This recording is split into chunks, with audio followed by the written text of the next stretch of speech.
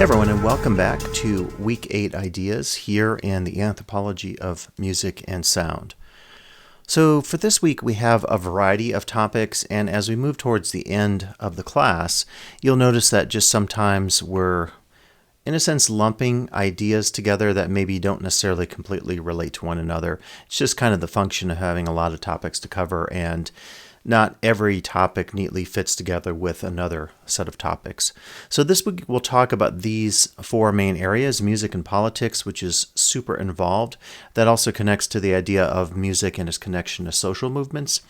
We'll talk about music and emotions, and also the idea of minimalism, which is a carryover from our earlier discussions of the avant-gardes in music and sort of a bridging between the avant-gardes and more popular or consumer-based music. So let's start off with a focus here on music and politics. So as you think about this topic this week, it's going to take a variety of different directions. And when we talk about politics, we mean everything from kind of that pure use of politics when we talk about how, say, politicians use music for nationalistic or political purposes, to sound itself and how sound can take on a political dimension because of its aggressive or iconoclastic or anti-establishment nature.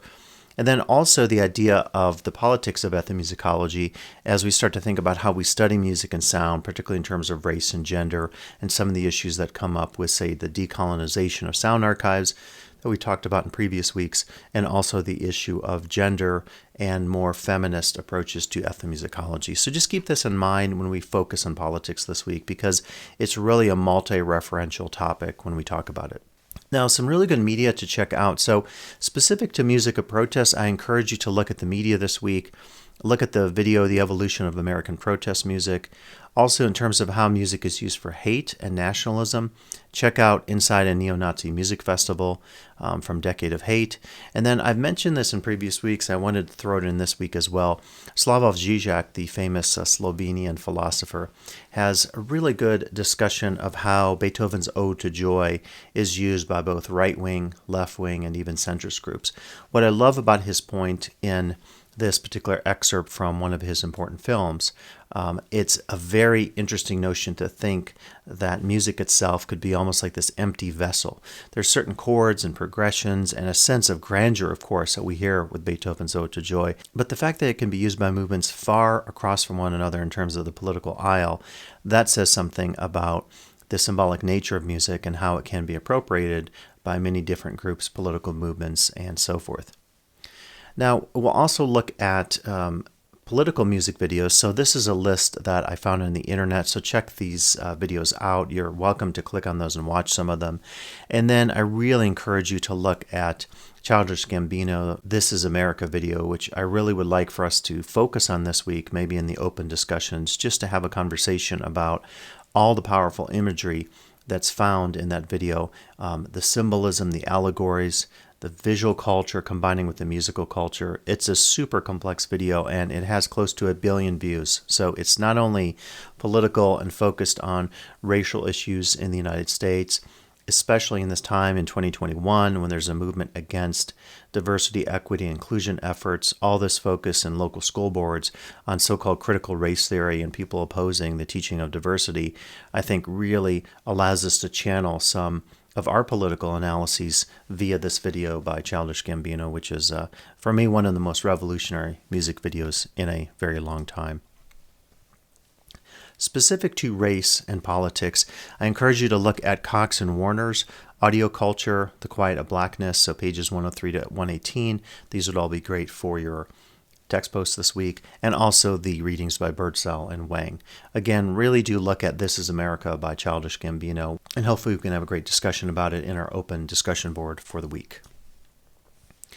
Going back to protest music, we looked at some media that would be relevant to look at, a wide range of articles and considerations this week. So the history of American protest music, you can look at examples here, intertwined relationship between music and politics, and then politics in general, everything from political rock to punk, cultivating activism in sound, and music and disability studies. So a lot of political angles to take. Again, in terms of music and disability studies, we can really talk about how maybe individuals with disabilities have been left out of the conversation in terms of music and sound. When we talk about the deaf culture and other cultures where a disability may impact their appreciation of music or sound, I think it's really important to focus on this in this political context this week. So a lot of great readings. I think you'll have no problem finding some good readings to focus on. Now, of course, political music, as we refer to with Ode to Joy and Zizek's work, political music has always been very interesting, and I find it interesting when musicians and politicians collide in various ways. We can think all the way back to Bill Clinton and his campaign in the old Arsenio Hall show. He went on, he played his tenor saxophone, and for a lot of people, that really allowed him to connect with younger people and hipper people. You might say when you watch that performance, it has a little square kind of vibe to it, but the whole point that a politician would even play with a band on a show like that, I think is kind of amazing. I'm just trying to think back to previous presidents who have been musical or not, but I don't recall that many musically inclined presidents. Now, interesting also is how campaigns use certain songs. It makes me think a little bit when it was either Hillary or Bill Clinton used Fleetwood Mac's Don't Stop Thinking About Tomorrow kind of as the culmination song to end the Democratic convention. So music has always been a key part of political campaigns, and again, not just in the U.S., across the world. So it'd be very interesting for maybe you to consider in your open discussion this week how politicians have used music and what the effects of that use have been as we look at the wide range of political motivations and effects or outcomes related to the use of music, say, in political campaigns and speeches and rallies. The use of musicians who specifically have said you can't use our music is very interesting, and Donald Trump has a pretty long history of doing this, where he would use Rolling Stones or the boss, Bruce Springsteen, and they had no rights, the campaign had no rights to use that music, and that gets very interesting and political when we also get into the issue of copyright and the control of your intellectual property, and how you probably don't want, if you're a lot of those bands, you don't want to be associated with someone, a president who has a very negative track record, committing treason against the United States, a known white supremacist, a known person who's committed sexual assault against women. He's said the worst things about various cultures around the world. So a lot of musicians have no interest in being associated. Now, the interesting thing also is, though, musicians who do want to be associated with Trump, and I'm thinking of this interesting divide between sort of traditional left-wing musicians that you hear about versus the right-wing ones. So Ted Nugent comes to mind, Kid Rock comes to mind, where they went to the White House and they really supported the President Trump. Kanye West for a while did, and then he kind of had his own thing where he was talking about running for president and he thought he was Jesus. And, Kanye West is a very interesting figure in terms of American popular music. You also have other musicians out there who sometimes express conservative thoughts or ideals. Eric Clapton comes to mind with his anti-vaccine stances. And then if you go back years in the 70s, he made some incredibly racist comments. I can't even repeat those on video here, about black people in the United Kingdom. And so it's interesting to see how musicians get wrapped up in political campaigns or in their own sort of political ideologies and how that affects their fandom or not. So that side of music as well is really worth considering this week. And I could probably add to that earlier list here of maybe we could just say musicians or artists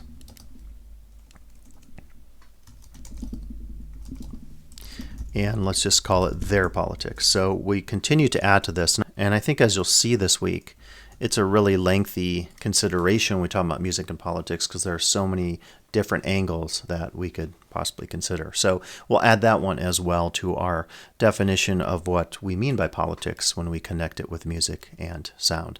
And sound itself has a political dimension, as we'll get into with music and torture in just a bit here. When we talk about musical form and sound, I think this is another angle then of how we could say music has politics or power to it. I could look, for example, at the structure of a Tool song, connected also to, the lyrics, connected to the kind of sonic experience with the Tool concert that many of you may have heard. And to me, certain types of music connote a more aggressive or political form. Not that politics always has to mean something aggressive, but I sometimes think about the history of protest music, and specifically it's trying to shift something, it's trying to shift consciousness in society in new directions. And so I tend to think there has to be something in the lyrics that really manifests anger or ideology or movement towards a new social order, a shared consciousness. All the protest songs of the 60s, you think of Imagine and how I remember participating in protest movements when I was an undergraduate against the Gulf War, and how John Lennon's song Imagine came back again, and it's constantly used in many of these marches. Chants are another example. When we saw the BLM movement recently related to all the police killings of African Americans and minorities, we saw chants being used, and those also, I think, can be incredibly effective. That whole history of protests as it relates to marches and rallies and movements is also incredibly complex and interesting to study, so feel free to focus on that angle. So specific to sort of the sound or the nature of the music itself, how can it be channeled into those political realms that Zizek talked about with the Ode to Joy being used by left, right-wing, and centrist campaigns or movements? I think what's great about music, of course, is that it's so open. It's this multiverse of possibility. There's an infinite number of possibilities in terms of chords and rhythms and timbres and structure and key signatures and all that kind of stuff we've been talking about since week 1 of this class. And so when we talk about the political nature of music, we certainly have to consider sound itself. Now, noise music, I think, can connote something very aggressive, but again, a lot of great political folk music from the 60s and the 70s was super mellow. I mean, Imagine is a really mellow and rather simple but incredibly evocative and powerful song by John Lennon. So it doesn't always have to be something aggressive like the rhythm or the vocals of a Tool song, or something that has incredibly complex structure or rhythm. So simplicity, as we'll talk about with minimalism this week, could work really well in terms of allowing people to channel their collective energies, create what we call that social effervescence of Emile Durkheim, the sociologist, people coming together and having a common cause. Music can be a great uniter in that sense. And continuing along this line, we want to talk about vocals and text. So think of your favorite protest songs or songs that have a very political nature to them. Focus on Childish Gambino and his song, This Is America This Week, and think about what the text itself, the words that are used to convey a message, can be incredibly powerful. Again, in some examples, it doesn't have to have, there don't have to be lyrics necessarily for us to have a powerful political message, but it seems to me like with protest songs, you need lyric and text and performance conveying some sort of sensibility to the listener. The performance itself, of course, can be very powerful. I think to the tragedies that happened at the second version of Woodstock, that involved Limp Bizkit and others. And there was just a documentary recently about that whole disaster. And that's an example of how Fred Durst and, of course, many of the other bands there as well, and the organizers had responsibility for this. But, encouraging people to get aggressive and violent and really ratcheting up things. There were rapes, there was sexual assault, there was destruction of property, and an example really of how musical performance can go bad. And I think with giant festivals, we haven't talked about the Fire Festival, the Lollapalooza, we haven't talked about Coachella and so forth, but big festivals I think are also opportunities for performance to take on political dimensions. I think in some cases when you look at what happened at that version of Woodstock with Limp Bizkit, I believe it was 1 or 2 artists, Sheryl Crow, a few others I'm forgetting if you watch that documentary, were invited, but it was a very male-centric, like kind of patriarchal mood and attitude. And I think for a lot of the women there, the feeling was like this was not a welcoming place for women. So gender is certainly another side of this. So performance is connected to all sorts of political contexts. We also want to talk about multimedia. Again, a lot of times a campaign video for a politician or a particular cause will have sound, will have music, but there's images and multimedia components that add to the dynamics of the political that we're talking about. And of course, the context totally matters. If the music is being played at a political convention versus, a club where people are enjoying it, those contexts and social dynamics inherent in those different sorts of settings have a direct bearing on, of course, the political nature of what we're addressing in these contexts. Now, I was just trying to reflect on some of my work, and I'll be featuring some of my work this week that is somewhat I guess, dated just from the past, some work even from the 80s. So I haven't done a lot of work that involves, I've done some lyric writing and singing myself, but I haven't done a lot of work that involves, I think, inherently political text. So back in the day, I sort of discovered this found text about this guy, passed away many years ago, Larry Hogue, who was a schizophrenic living in New York on this particular street in New York City called 96th Street. And so what I did specifically was to try to create a song based on that text. So I just sampled the text from this short 60 minutes piece, and then I incorporated it in the song. And my idea at the time was, there, as this article talks about, there is outrage being expressed by these predominantly white and upper class members of this local community who are being harassed by this individual who was a war veteran and wasn't getting the services he needed. And this entire article talking about it addresses this issue and talks more about mental health, which is a very relevant issue in American society. So what I tried to do with this was to take this text, sample it, and incorporate it as part of the music, kind of expressing outrage about how this guy was basically targeted by this community. And indeed, he was, quote unquote, harassing people. But then the fact that no one seemed to be addressing his needs and his addictions and his mental health situation really led to a lot of people, myself included, feeling a sense of outrage. So I'll play this particular piece of music for you here, a short example of it. I don't have a music video to accompany it, so I'll just play the music track just with some stock footage sort of sitting behind the music.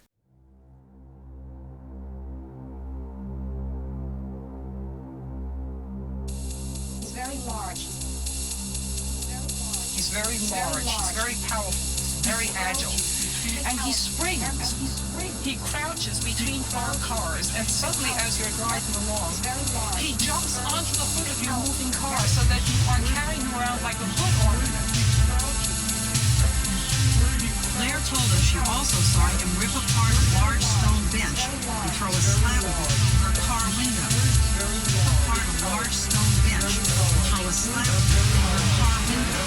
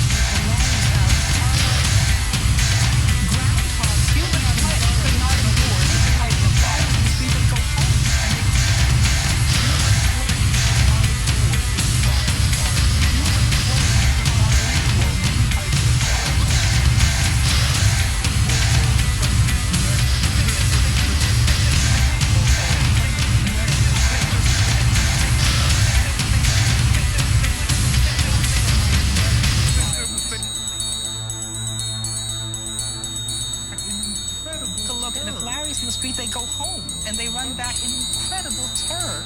It's hard to believe that in the 20th century, in a civilized community, you have one person who has instilled such fear in people and taken away really from the joy of life. Larry Hogue has been diagnosed as a paranoid schizophrenic. He suffers from irreversible brain damage. He told psychiatrists that his mental problems started after he was hit in the head by a propeller blade while serving in Vietnam. Those problems started after he was hit in the head while serving in Vietnam.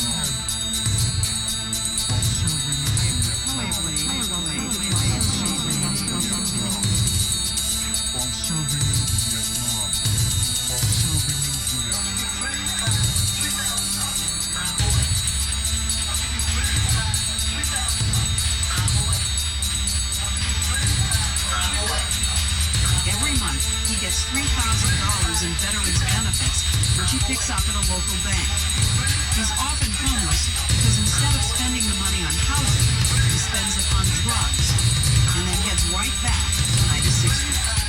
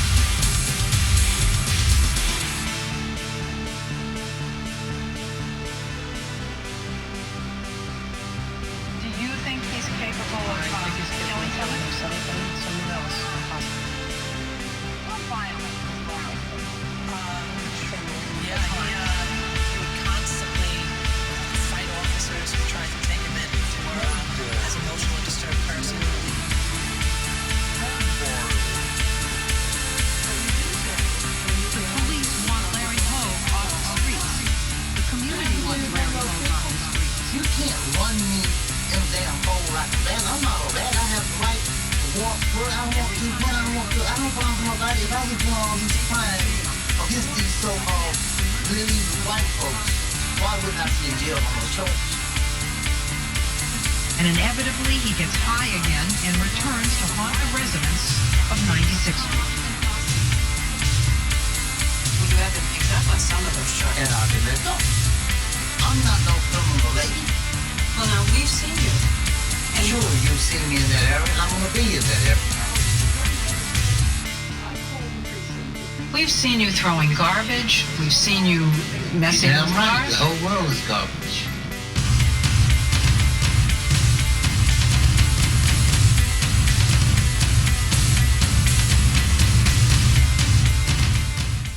So I have to say that particular piece, when I listen to it, I don't love the piece. I don't love the incorporation of like the text and the music necessarily.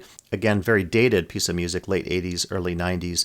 Sonically, I can't do much with that song to get it better now just because I don't have the original MIDI tracks or the sounds I use. But I think one of the things I would encourage you to do if you're doing anything with music and sound is to really keep archives of the work that you've done, and you get a sense, just like with your drafts doing creative writing, of how you've transformed yourself as a musician, as an artist. And there's also like a little sense of vulnerability, I would say, when you talk about the work from the past, whether it's your creative writing work, whether you're writing poetry, doing visual arts, or doing music and audio studies and explorations as I'm doing here. So one other context I was thinking of recently actually relates to a friend of mine who teaches at College of Marin. We've actually collaborated, co-edited a film remake book, and he's in a punk band, and they just released their latest album. I guess this is an EP called Shove It Up Your Ass. And certainly I was thinking this week, for those of you interested in doing something on punk music and its anti-establishment focus, definitely bring that in. I think some of the readings on punk are interspersed throughout some of the previous weeks, so you can certainly check out the work on punk. But I really wanted actually John to speak to our class and have a conversation just about his connection between playing, being a singer in the punk band, and being a philosopher and a cultural theorist. I think it's a pretty interesting connection. So kind of back to my own experience, I was thinking back just to the early 90s when I was in a group called the Misled. And we weren't a punk band per se, but we were an industrial band, and we were really focused on, at the time, doing a lot of performative work, work that was really, I think, more performance art. We did a lot of stuff with costumes and fire, and I have some of the video here. I was just trying to dig through it today to go through it, and I don't have the music playing, and actually my friend who's in the band, I didn't get like a clearance from him or anything like that. So in any case, we did a lot of stuff with costumes and interactive stuff with the audience. And I think our intention was, at the time, this was like for a Battle of the Bands in Iowa City, Iowa, where I was a graduate student at the time. And our perception was that a lot of the music, at least the local music scene, was super conservative and kind of just happy fraternity and sorority rock or pop kind of music. So we were interested in entering the Battle of the Bands and really trying to do something a little more controversial and a bit over the top. And actually right here, we were dealing with some technical issues that we had. But we did, as I said, a lot of performative stuff that involved pyrotechnics and stuff that probably people found to be a little out there. And looking back at this, I think it's interesting just to think about, again, this theme that we're developing this week, the extent to which the style of music, and we did a lot of covers, but also some originals. So we did some Nine Inch Nails. We did, I'm trying to think of the other, actually quite a few original songs, and we did a Kraftwerk song, which is more techno.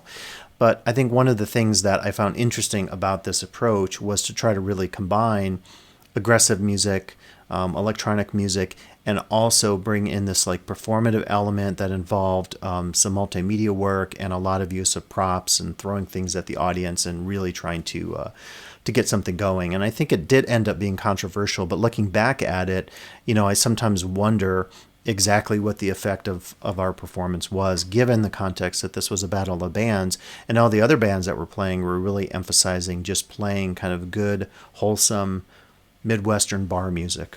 So I wanted to throw that in mainly because my friend John had just sent me his new album, and it made me think of some of my work in the past. Not necessarily political, but something that was pushing boundaries, as we've been talking about this week in terms of a theme with some of the bands and approaches and musical styles and genres that we're considering. Now, the politics of ethnomusicology are another angle for us to talk about, and specifically I'd encourage you to look at the Decolonizing Sound Archives, featuring Aaron Fox, actually one of my Facebook friends who is the chair of ethnomusicology at Columbia University.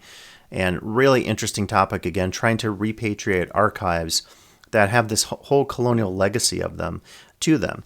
And we talked about this with the archives at Indiana University and my experiences there with ethnomusicology.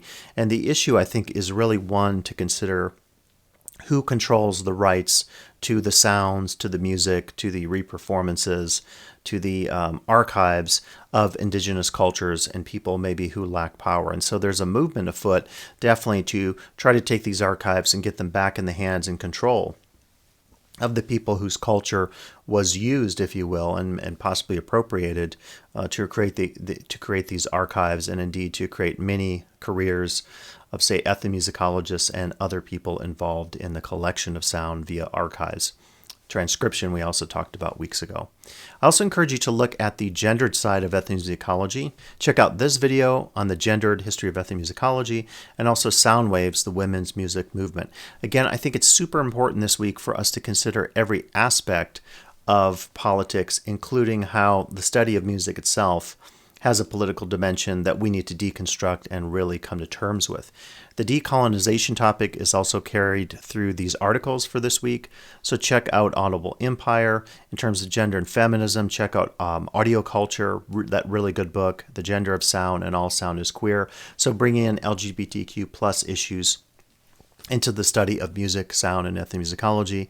And you can also check out the work here on feminist ethnomusicology. So really rich readings this week. I really encourage you, with the text discussion and the open discussion, to think about one or more contexts of the political, as we'll be talking about this week, and apply it to your discussions, to your work in the class this week.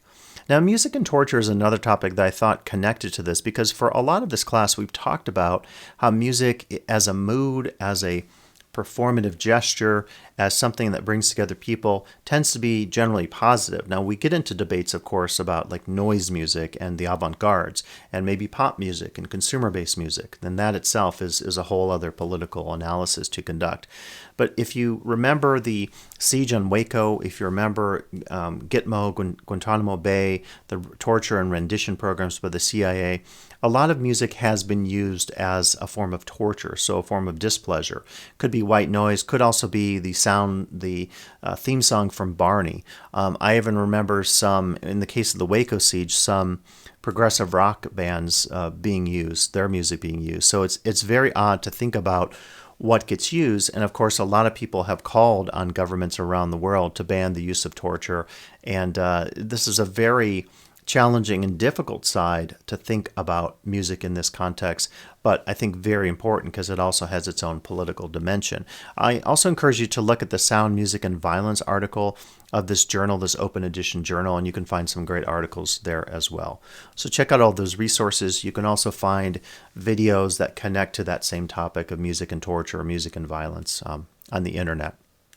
So we'll shift now to something totally different and arguably a little more peaceful here, and that's the issue of minimalism. So back in the week when we talked about avant-gardes, we watched that really good video from the BBC, and I believe I've included it again this week. So indeed, it's the one called The Rise of Experimental Music, so you'll find that in the media section. If you jump to the 39-minute mark, you'll actually find the discussion of minimalism, and that's really my focus this week. So again, minimalism has a focus as a type of music that maybe reduces the complexity of the music and focuses on simplicity. Maybe it's more accessible. Maybe it's trying to strip away all that intellectualism, as they say in that video from the BBC. The work of Stockhausen and Boulez back in the early era of the 60s was really focused on sort of this intellectual side of music. It was very cutting edge and avant-garde, but often very rule-based.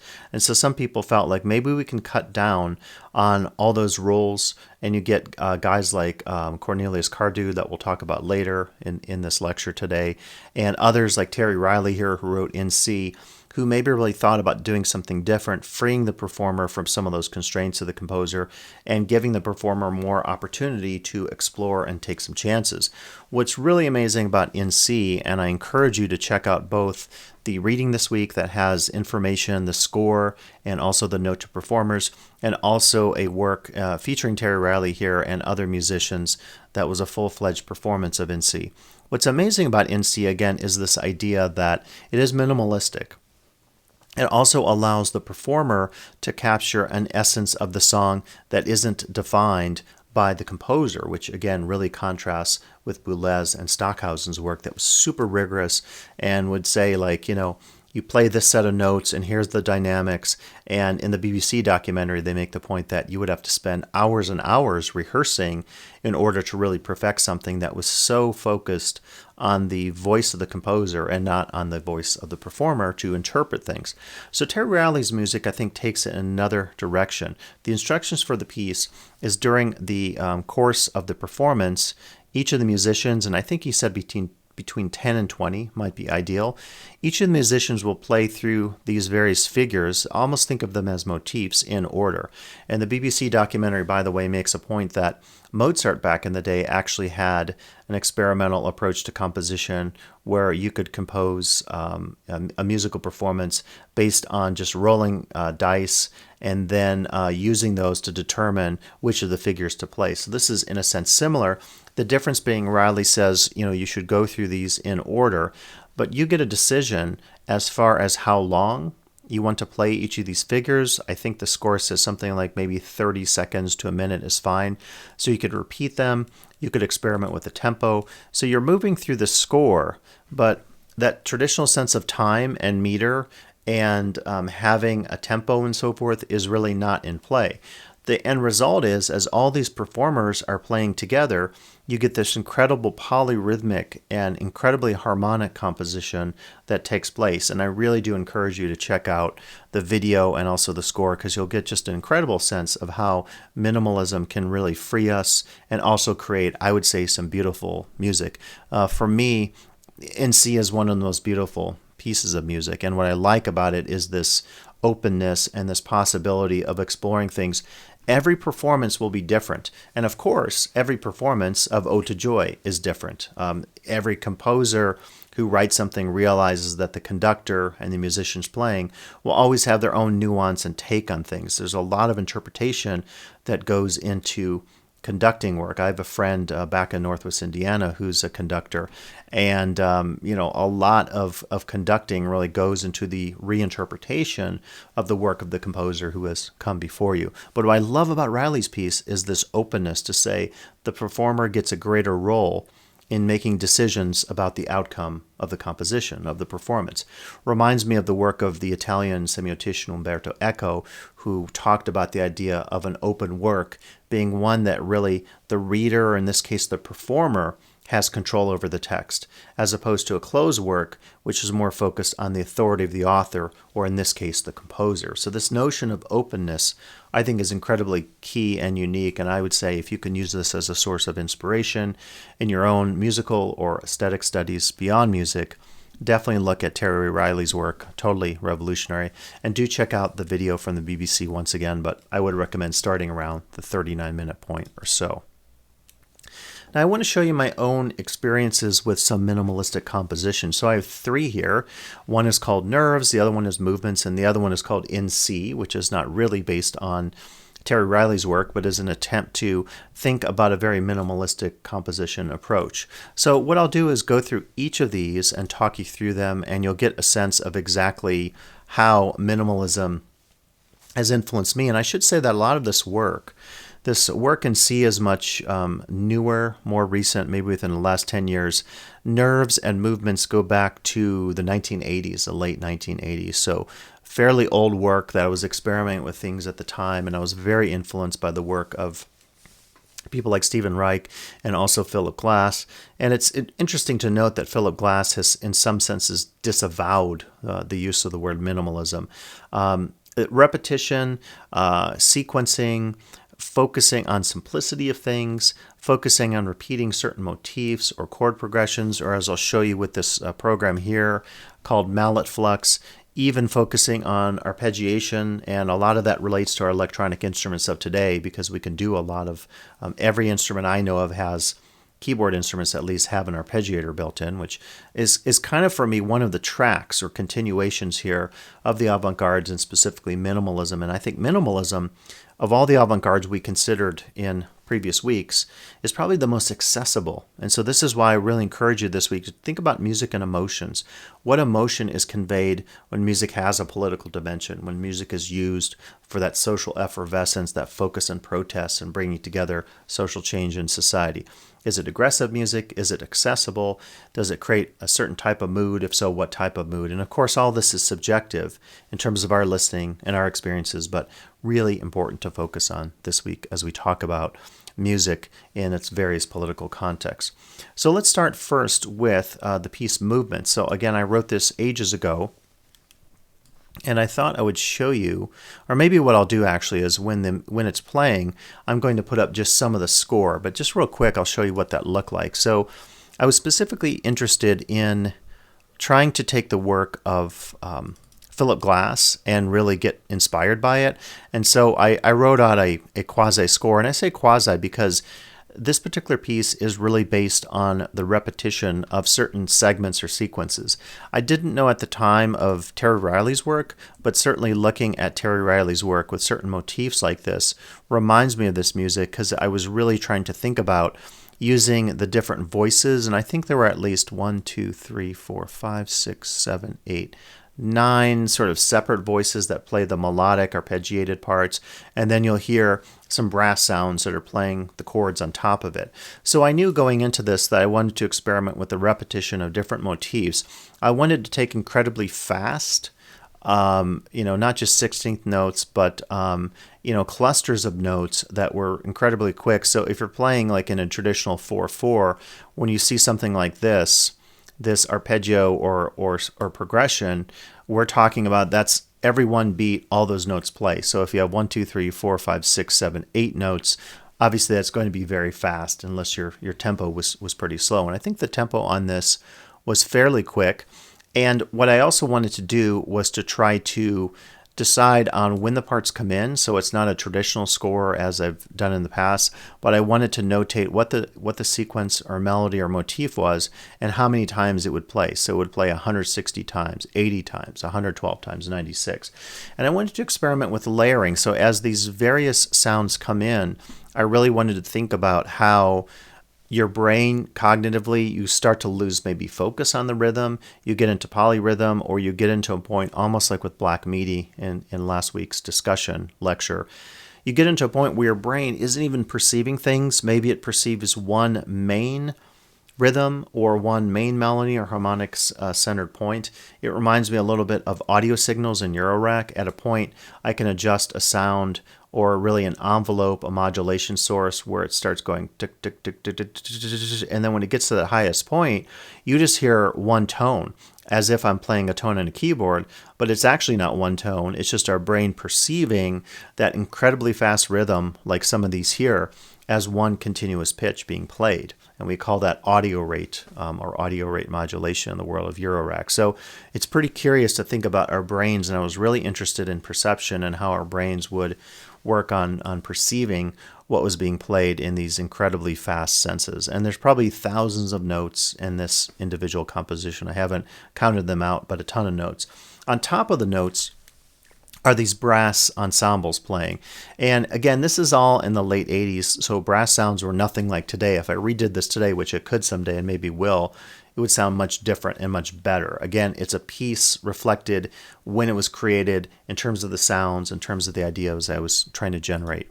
So that gives you a sense of just what I was thinking of in this composition. Again, it's really is focused on minimalism, on repetition, and trying to get into the issue of how our brains perceive things. And this talks as well about the approach. I talk here about everything I just said. Here are the keys for each section, so it's all in major keys. I really wanted this piece to be in a major key. It just sounded better to me, and I kind of decided that. And it says here it's 1,056 beats, so I guess that must be all the notes combined, although it seems like it would be more. I talk about then the rhythm, the approach, and dynamics, and sort of instructions if people were performing this. This one I really wrote out fairly lengthy, so this gives a whole discussion of doing a standard performance, I'm trying to think of the various versions here.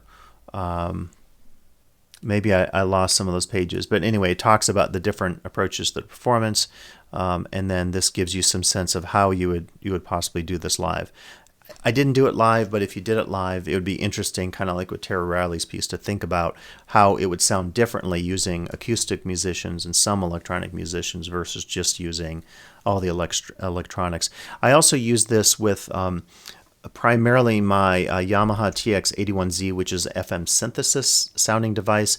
So it's very dated also in that sense. Someone commented on my YouTube version of this that they love all the FM bells, and indeed it's a very FM frequency modulation focused composition. So let me play it for you now here to give you a sense of what it sounds like.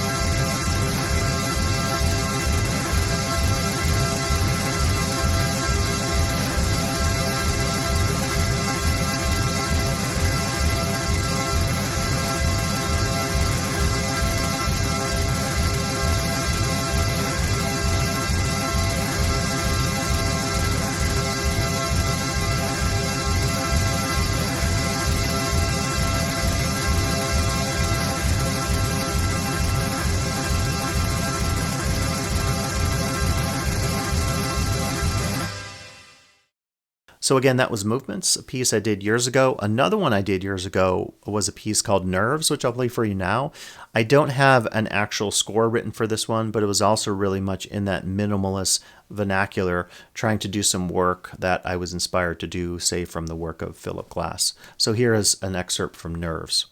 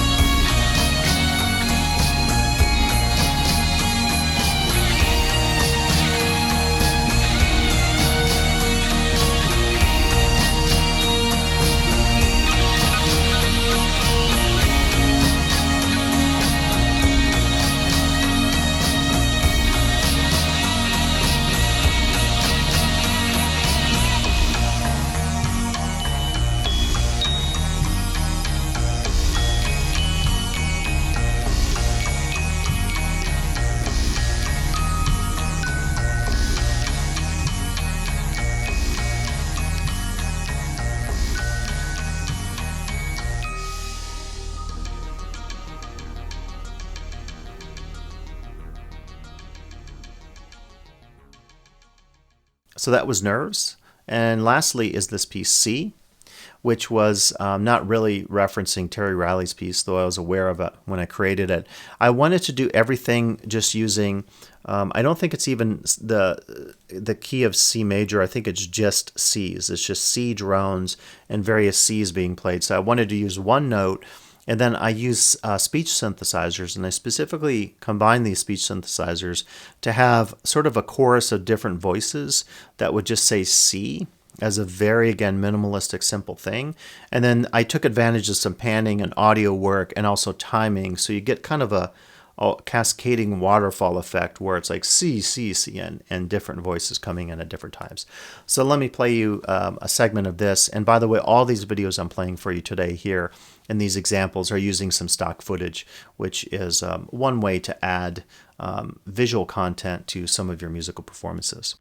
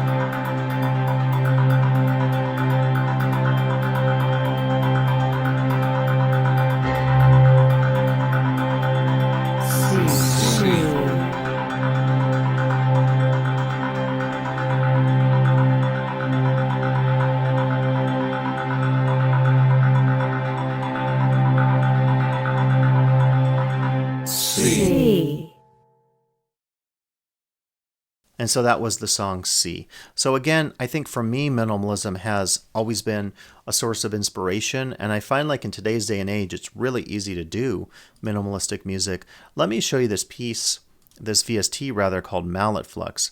And Mallet Flux is really what it says. It's a series of different types of mallet instruments, so percussive instruments, glockenspiel, celeste, xylophone, vibraphone, and marimba. And what's interesting about this is not just the sound, which is incredibly lush, and you can go in and adjust the mix of this instrument, but I almost find like it's an instant minimalism composing kit. So you can just play a series of chords, such as an A minor, G major, just switch it to G minor, although I don't hear the B flat being triggered, so it still sounds like G major there.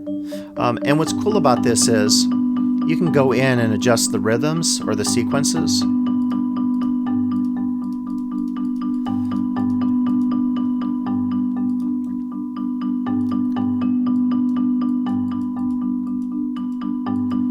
So create, again, talking about mood and emotions, creating very specific moods as you work on this. You can also go in and choose from any number of rhythms And some of these get kind of complex, what they call flux. And you'll hear they're much different. And there's also some effects being applied here, so we can do some additional chords.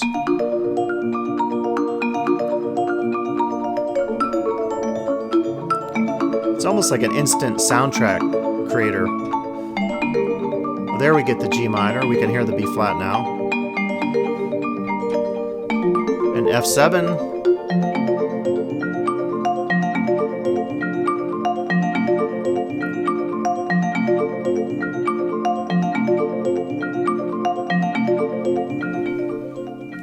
Pretty relaxing music, and again, very subjective, but for me what's relaxing there is the melodies, the contrast between the voices, sort of how these are panned out using the mixer here, and then also just the sounds themselves. I think for me, when I think of a lot of these percussion instruments here, they connote their timbres and how the performance happens when the various instruments are struck and played.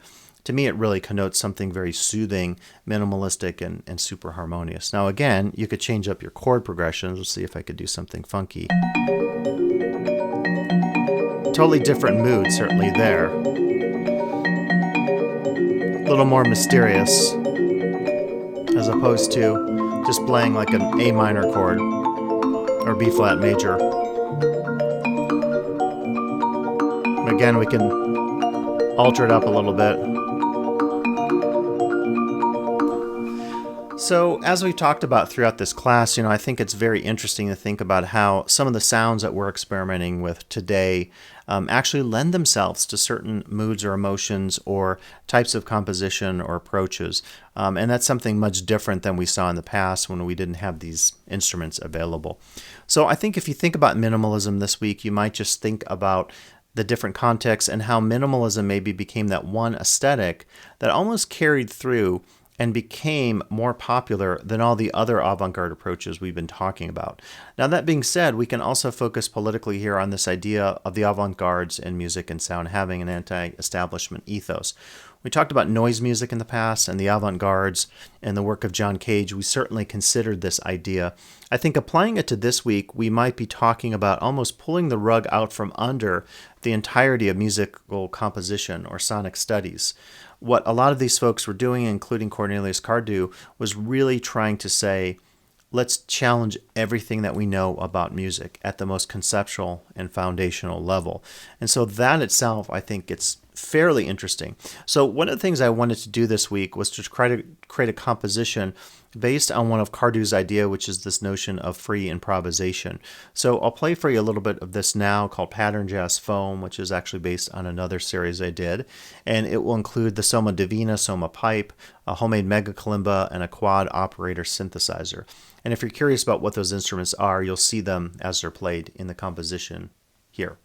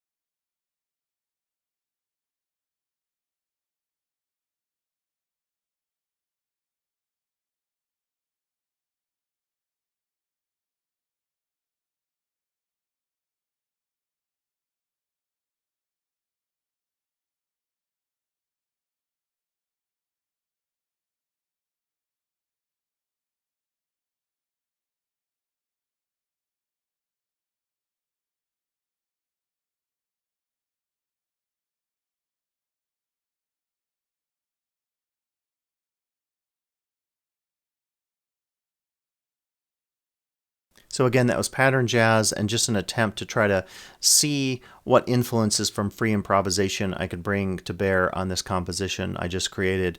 And very specifically, I was looking at the interplay of these 4 parts in the work. Now, one of the interesting things I found in that BBC video was the discussion of the Portsmouth Sinfonia. And this was a musical group that was founded, there's actually an official website here, back in the 70s. And the idea behind it actually was to really give musicians of what level of ability they happen to have an opportunity to perform compositions. And if you look at this online,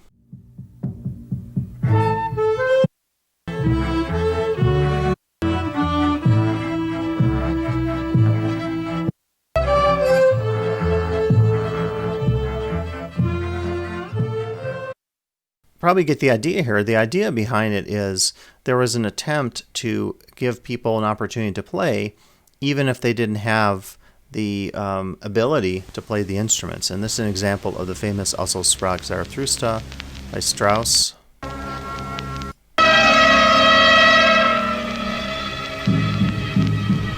I'll be curious to hear some of the comments or read some of the comments here.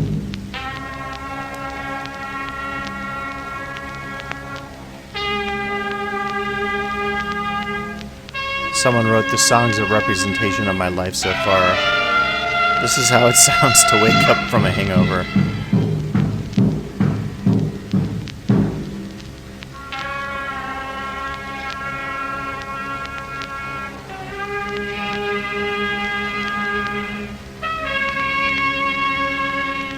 So I don't know what you think about this, but I found it really fascinating. It reminds me, I've talked about this before, that sort of genre of music with Wesley Willis and others who are untrained musicians and end up playing music. And so it sort of takes on this new dimension that becomes, as we say here, anti-establishment. But of course, some people would say, well, this is not really that creative or interesting because it's just people who can't play instruments trying to play instruments. Now, connecting back to the aesthetics of punk, which could also come up this week, I think there's a real argument to be made that punk music suggested politically that, there was a famous saying about get yourself a guitar and learn 3 chords and you're a great punk musician. And so that anti-establishment ethos applied whether to classical music like with the Portsmouth Sinfonia or with various punk bands sort of suggests that maybe this idea of technical expertise and virtuosity is not something that we should be focusing on in music. So it's an interesting way, I think, to end this week talking about the politics of music moving beyond its form itself and the notion of virtuosity. So something more to consider this week as we talk about anti-establishment ethos. And so that will do it this week for the Week 8 lecture here in the Anthropology of Music and Sound. As always, if you have any questions, please reach out. I'll be back next week with our Week 9 lecture.